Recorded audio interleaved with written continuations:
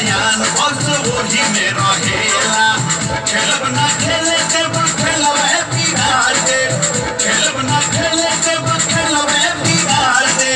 बहुत बहला सारा लोग जान जाई जाई जाई। सब खेलवे बिगाड़ देंगे। कद्दू कटाई तो सब में बटाई, कद्दू कटाई तो सब में बटाई, कद्दू कटाई तो बराबर बटाई। बुझला कुछ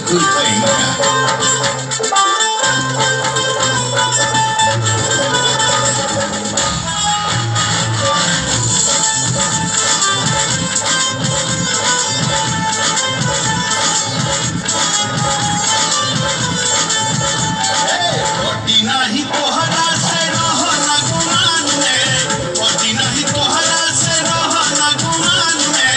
चांद बिया भारी कोई सोयावतिया मान में, चांद बिया भारी कोई सोयावतिया मान में। अरे खकुआई देख छोड़े लोग बेसी करी, अरे खकुआई देख छोड़े लोग बेसी करी। बीटा भर के बारे बेटा घुस गई बे भीतरी, बीटा भर के बारे बेटा घुस गई बे भीतरी। कहते तुबानी तोहर खेल सराय बही, कहते तुबानी तोहर खेल सराय बही। ले ली हो जोड़ा तो के ठेंगा दी देखाई। रे बाला बुझी फेंका रे ओ आतनी रो। कद्दू कटाई तो सब में बटाई, कद्दू कटाई तो सब में बटाई, कद्दू कटाई तो बराबर बटाई। बुझला सकल पदार्थ यही जगमाई, अकबर ही नर पावत लाई। रे भागा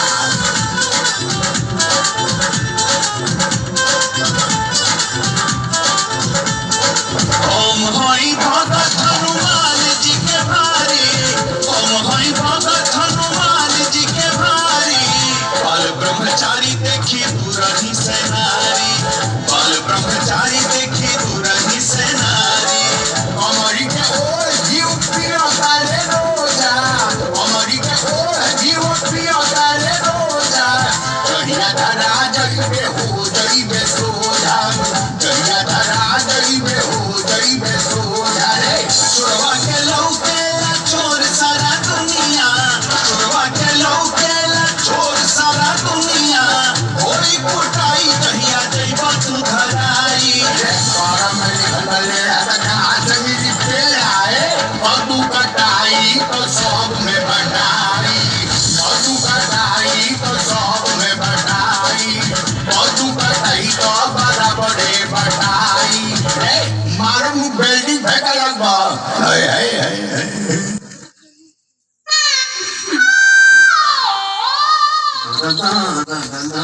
हाय रे डिस्को, तू हमके मनते न बाड़ू। हाँ जब देखा चलावेला मुंह ढाके, क्यों देखी कहाँ सोची नाम और डिस्को कहता हूँ किसको। अगर तू ना मन ना तो हम अभी फंसे लगा के अपन जान दे दे। ना ऐसे मत करा। कब भी बोले ना बोले 8 बजे पीछे वाली कोठरी में हम आ जाए। 8 बजे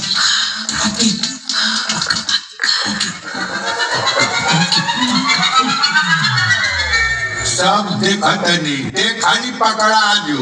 हाँ तो चोरवा का मन बसे ककरी के खेत में। अच्छा अच्छा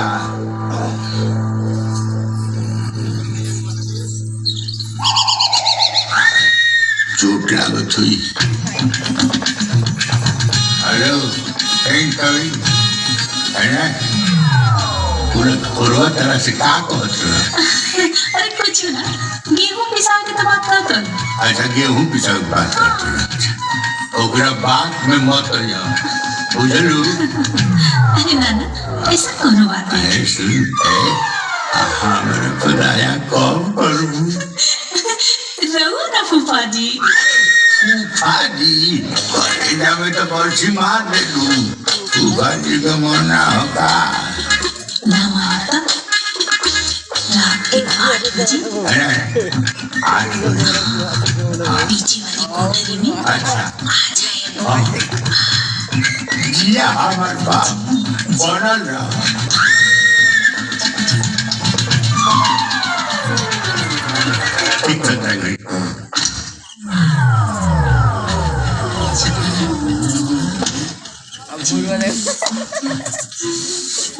बाहर है हमारा डिस्को डांसर।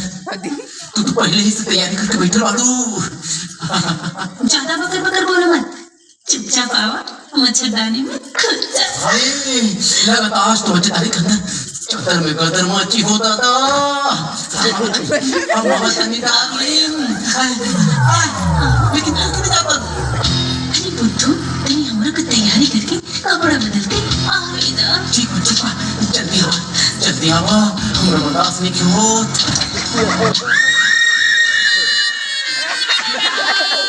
अरे वाह, जिया हमारा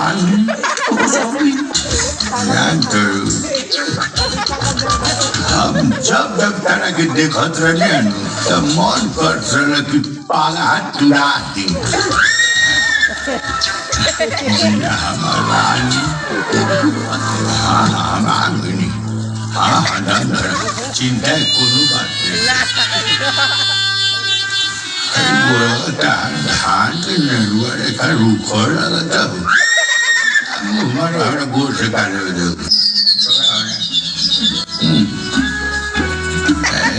जाने मन तनी एगो चुमा देना तो दाढ़ी फुटिया लगता। दाढ़ी ना बनो लोगा छोड़ा ना हमारा दाढ़ी गोल से का करेगा। अरे अपन राघट धरे